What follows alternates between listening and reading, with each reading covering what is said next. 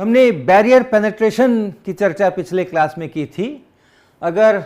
Particle इस तरह के पोटेंशियल में है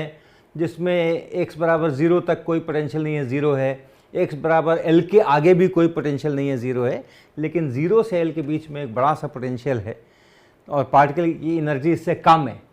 तब वैसी हालत में हमने देखा कि सारे जब आप ये इक्वेशंस लिखते हैं और मैचिंग कराते हैं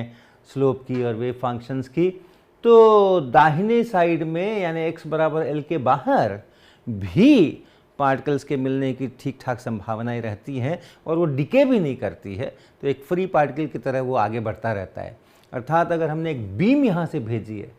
तो वो बीम के कुछ पार्टिकल्स तो यहाँ रिफ्लेक्ट करते हैं और कुछ पार्टिकल्स यहाँ से आगे भी ट्रांसमिट हो जाते हैं। तो ये जो रीजन है क्लासिकली फॉरबिडन रीजन।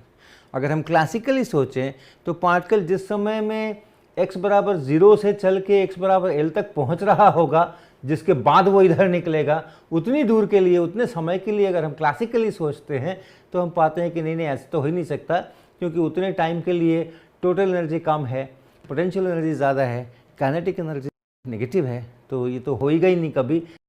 इधर तो पार्टिकल्स आएंगे ही नहीं कभी। लेकिन ऐसा नहीं है, हमारे क्वांटम मैकेनिक्स के नियमों के अनुसार ये पार्टिकल्स इधर निकल करके आ सकते हैं।